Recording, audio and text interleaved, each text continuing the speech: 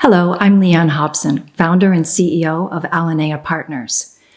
We are a global Microsoft partner and have been working with them for the last 15 years since I started the company. We're a proud member of Microsoft Go-to-Market Services, and today I'm here to talk to you about Modern Workplace, Sales Enablement, and Go-to-Market. So let's look at the status quo. One of the programs we run for Microsoft is the Sales Experience Assessment, or sometimes it is referred to as secret shopping. We've run over 450 of them globally for Microsoft, and through that research, we've been able to identify some very interesting things in the market. First and foremost, or perhaps most importantly, we've been able to identify that most of the Microsoft partners are marketing and selling the same. So what do we see? We see partners talking only to business decision makers. Very rarely are you out there speaking with business decision makers. We're also seeing that there's an awful lot of companies selling on price. So really not looking at putting together something that is appealing to as in a packaged way. Simply referring to Microsoft 365 as a single offer and trying to sell it only on the value of price. The third area, one of many, we also are not seeing a lot of upsell and certainly not a lot of use of managed services. So what I want to talk to you about today is let's make some changes, do things differently than all of your competitors, and let's see some additional success with Microsoft 365. So first, let me give you the bad news. Over $1 trillion is lost every year by the lack of sales and marketing alignment in the US alone. And I'm bringing this up as a real fundamental point, and that's why the entire webinar today is called Sales Enablement / Go-to-Market. Quite often, in the Microsoft ecosystem, when we talk about go-to-market, many companies think we're only talking about marketing. And the reality is sales and marketing have to work together. If they don't work together and they're not aligned, then we really risk revenue and profitability in a company. Now, let me give you some of the good news. If sales and marketing are working together, companies can see up to 208% increases in revenue. This is extremely important for the company, and it also makes everyone in the company feel better about working together. So focus on having conversations about the campaigns you're running, the programs you're running, your sales status with sales and marketing. So I'm going to take you through 6 elements of a program. Not a campaign, not a separate initiative, a program. It's really important to start thinking about your Microsoft 365 business holistically and not as a one-off type of initiative or a one-off marketing campaign. Let me start with number 1. I'll talk to you a little bit about setting the right objectives. And then the second point, knowing your audience and making sure that you are using relevant language and messaging for that audience. The third area is offer and value proposition development, which we will get into. And then sales conversations. What are the excuses that we can come up with to allow you to have more sales conversations with non-IT buyers? And then the fifth area is how to engage. So how to engage with the customer and how to engage with sales and marketing. There are a couple of prerequisites that I'd like you to think about, and you shouldn't be surprised that the first one on my list is sales and marketing alignment. I think that's absolutely important, but I also think it's important for you to look inside your companies and see whether or not marketing is sitting at the leadership table. Do you have someone in that position who is involved in all of the strategic discussions within your company. That is one of the signs of a more mature organization. Another area that is a prerequisite is spending your co-op. Many companies are still leaving money on the table. Money with Microsoft, probably money with other vendors as well. Make sure you have someone within your sales and marketing organization that understands how to access those funds, and make sure you're bringing that money to bear on driving your Microsoft 365 business. Don't let somebody else take your money away. Don't let somebody else use your budget because you haven't used it. Agree KPIs with your sales and marketing counterparts, and those KPIs should fit under the overall goal of what you're trying to generate revenue-wise. And then finally, as a prerequisite, make sure that your database is in order. And many of you are probably rolling your eyes at me right now, but I have a lot of discussions with different partners. And first, many do not have CRM systems. So if that is you, please take a look at starting to use a CRM system. It shows in the maturity of your go-to-market approach if you're not using one. And then regarding the database, many conversations that I have with companies revolve around older databases or databases that don't have information in it that can drive targeting beyond technical capabilities. So first and foremost, make sure you have the technical pieces in order, and then add sales, marketing, business parameters to make sure that you're really looking holistically at who are those targets, who can you possibly go in and have a sales conversation with. And lastly, regarding databases, and then I'll stop, make sure that your databases have the fundamental information that you need to reach out to prospects and customers. Recently, I've spoken with companies that had to admit that the majority of the email addresses they were using were office at or info at email addresses. And when I asked, how long have you been using this list? The answer was 2 years. So you can also do that calculation. All of the co-op, all of the marketing spend, all of the sales activities that went against that database in the last 2 years have gone to spam. Make sure that's not happening to you. Let's talk a little bit about setting objectives. So the overall objective should be a revenue objective. How much do you want to achieve? What's your revenue goal? And then back into that. How many different versions of Microsoft 365 or different packages of Microsoft 365 plus managed services do you need to sell to reach that number? What quantities? With that information, then sales and marketing can sit together and work through what sort of sales and marketing initiatives are going to help you reach that number. So for example, one of the first questions should be, how much of that number can sales achieve without any support at all from marketing? What is the delta? That is what you should be targeting with your marketing programs. And you should also be looking at aligning that to the different stages of an opportunity. And you should also look at aligning that to the various stages in your funnel. Start with the suspects. These are people who have responded to a mass marketing campaign or been on your website. You probably don't know much about them other than maybe the name of their company. This is your volume. The goal, of course, is to move them up the chain toward closing the deal. Getting them to respond to one of your sales or marketing initiatives will make them a qualified lead. Once they go further in the process, you get them to marketing qualified lead and you get them finally to a sales qualified lead.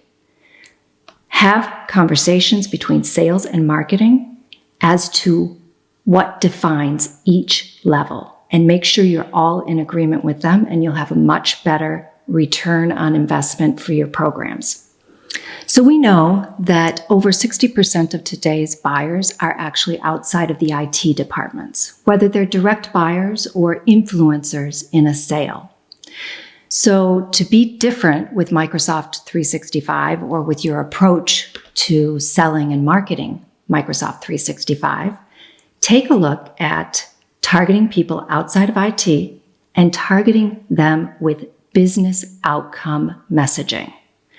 An example of that could be security and everything around security. And I'm going to use that as an example as I move into some of the other areas of our program. So, who could we target outside of the IT department? Well, we can see that finance can get involved in a sale. If we're talking about security, there could be a chief security officer. We could also be speaking directly with the CEO. But for the sake of today's conversation, let's look at the CMO or the marketing manager. When Microsoft partners talk about security, what we've found through our research is there's still a lot of technical conversations around that. If you're really targeting a marketing manager or other non-IT person within a company, what you want to think about is how does security or lack of security affect them? So from a marketing manager's perspective, what they're going to think is if we have a security breach, if phishing or ransomware, it is going to directly hit the brand. It will hit our reputation. And if our reputation takes a hit, then we will have a revenue hit, more than likely. And so that's where you can start to have a conversation with a marketing manager about security.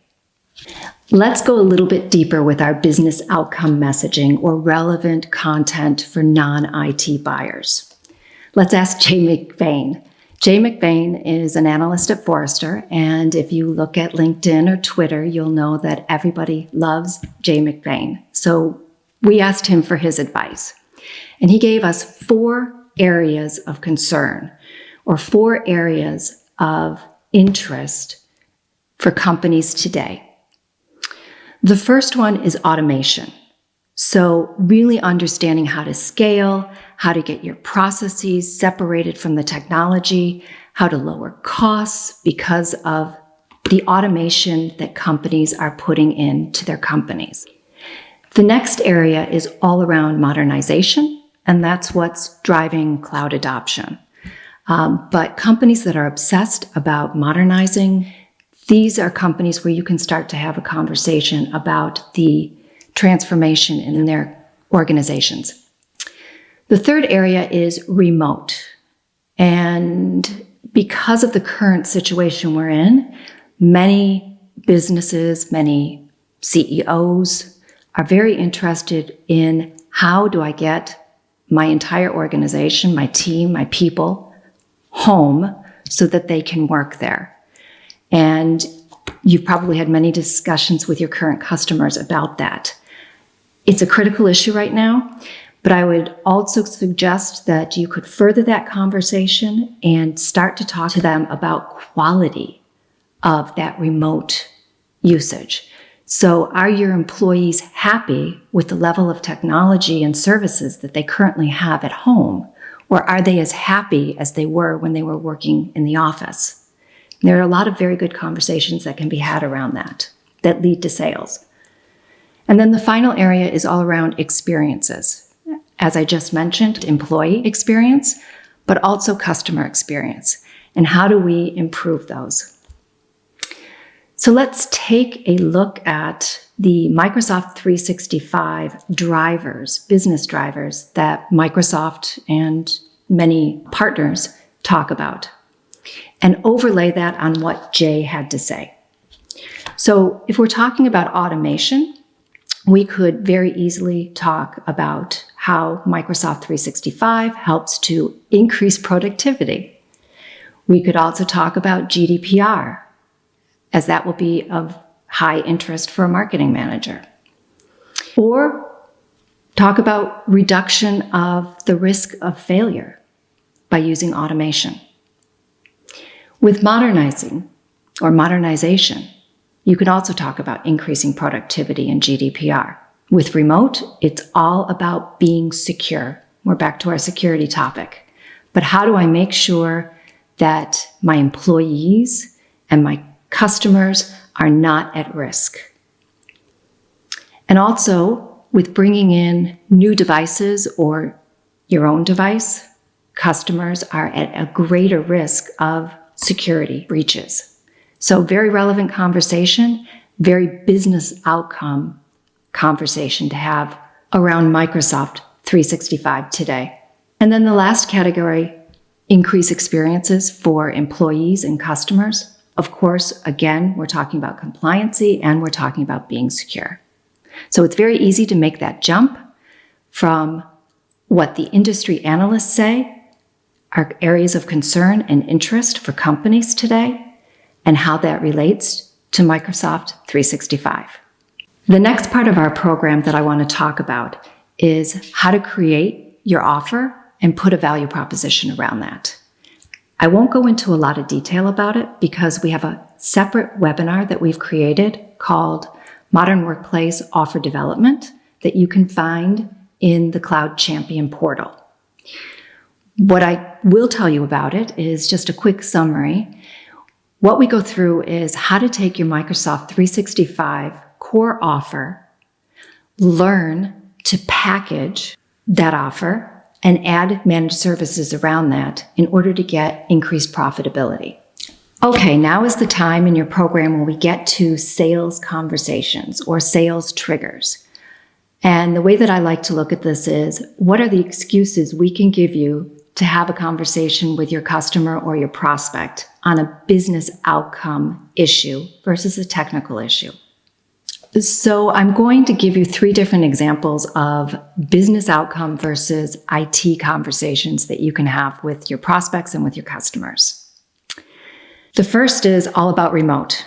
As we talked about earlier, this is a major concern for companies today. So some of the things that you can ask either CEO, potentially marketing manager, or even a CFO is, how do you enable your employees to work at home? How do you get them through that process? Was it easy? Was it challenging? How did you go about it? Are you having any problems? That will get the conversation started. Or you can jump in and ask them whether or not they think their employees are secure or as secure as they were in the office, whether or not they have a risk to the business now that everybody is working remotely. I can tell you that finance or chief financial officers are a particular target right now. We've seen that malware and spam and ransomware have actually gone up 73% since we've been dealing with coronavirus.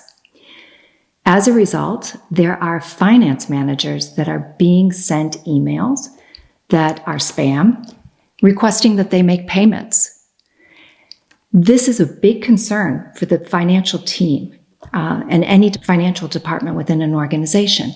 They want to know what can be done to make sure as much as possible that they know how to deal with spam, that they know how to deal with malware. This has to do with the technologies they use, it has to do with the processes around that, and it has to do with the managed services or even education that is placed around that organization. And so that's a very easy way to get a hook in to have a conversation about security and about modern workplace. And then finally, you could also ask them if their sales teams are keeping in touch with their clients. So you've asked them about their employees and internally. Turn the conversation inside out. Ask them about their customers and find out whether or not they feel that they have stayed in contact while we've been in lockdown or in and out of lockdown, and whether or not they are servicing their clients as well as they could be or should be. Okay, here's another example. Let's use modernization. There are a series of questions that you could ask that are non-IT driven, or let's say led. The first is, can your employees easily communicate and collaborate wherever they are? Do they have the tools to do that? Are they struggling with it? You could even go above asking them about tools and simply asking, how is communications going in your organization right now? Are there areas that you think could be improved? It's a nice way to start that conversation. Or you could ask them whether or not everybody has the applications that they need to work on, regardless of where they're located. So maybe they're able to access Teams in the office, but not at home. So are they struggling with that? That type of question can also be an opening. And around modernization, you could also ask whether or not employees within the organization are using their private phones more now than before. And obviously, that's also a great way to eventually tee up the Teams conversation. For my third example of how you can have a customer conversation that is non-IT led, let's go back to our theme of security. It's come to our attention that there are many companies that are now not allowing their partners to turn on MFA. We know the security benefit associated with that. One of the things that you could do if you have this situation, and you can use this to tee up an entire conversation about security around Microsoft 365, is identify those customers by using your database and profiling them who have not allowed you to turn on MFA. Create a waiver or an authorized letter that basically states, if the customer does not want you to turn on MFA, they understand that they have to take the responsibility and the risk associated with not being as secure as you would like to make them. You can take this letter or this waiver and go in to your customer base and speak with the CEO quite frankly and transparently with professionalism about how you want to make sure they're as secure as possible. And by not allowing you to turn on MFA, you are not able to do your job and you cannot make sure that they are secure. This brings a level of trust, a level of transparency to the relationship. And companies or partners that have done this have actually seen that reluctant customers, once faced with this conversation, have often allowed the partner to turn on MFA. And then it has led into a deeper conversation around security of their Microsoft 365 environment. I encourage you not to do this as a mass email because it's important to deliver this kind of message on a Teams call or face-to-face if that's possible. Okay, for this part of the program, we will define that you have identified your target audience, check. You have also created your offer, check, and your value proposition, check. What I'd like to do with this next part of the webinar is give you some ideas that go above and beyond standard marketing. Maybe things that you hadn't thought about that you would like to incorporate into your sales and marketing plan. The first is around digital. Everyone is using digital today, or everyone should be using digital today.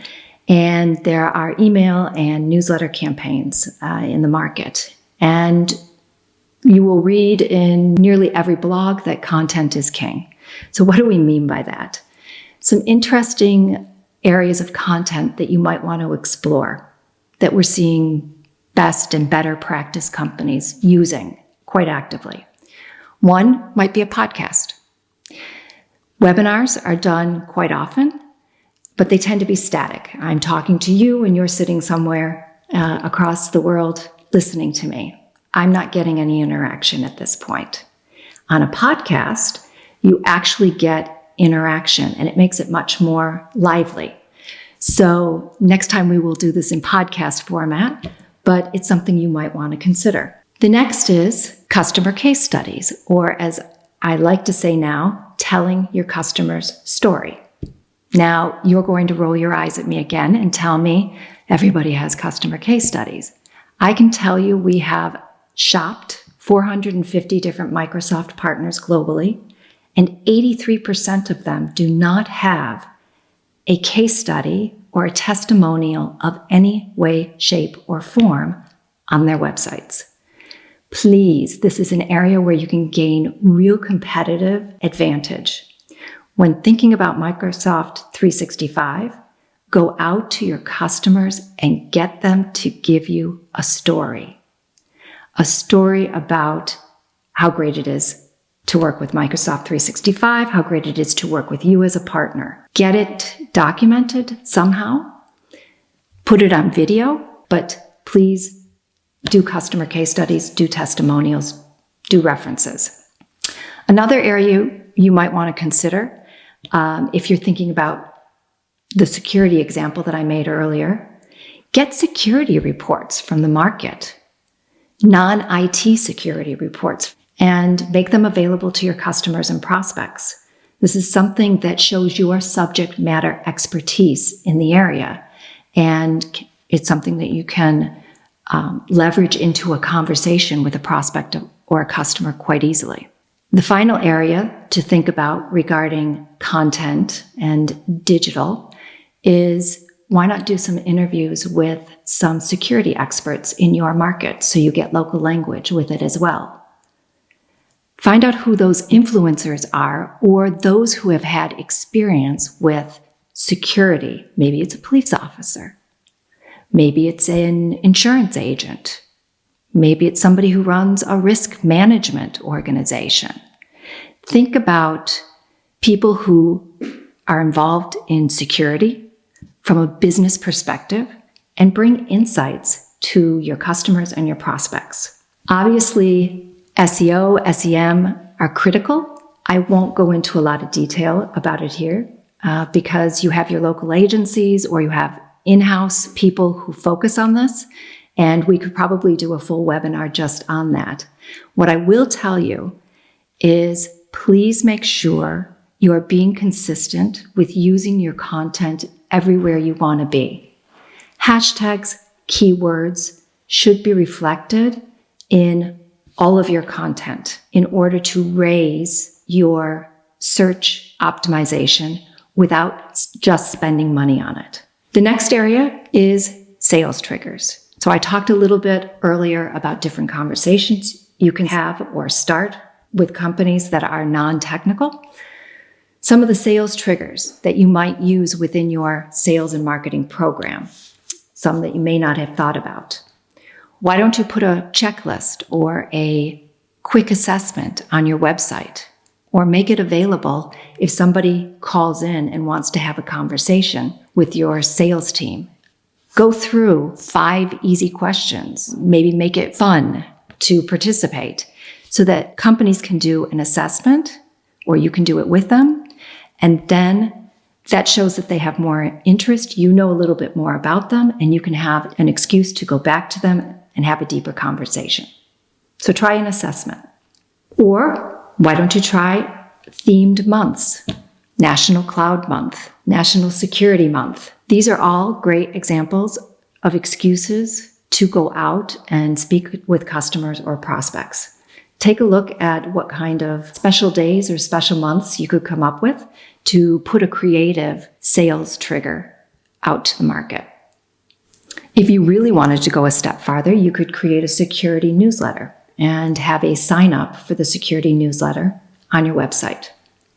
Now, the final category is campaign execution and enabling the right kinds of conversations between sales and marketing. The next phase of our program is, of course, to execute the program or implement it in market.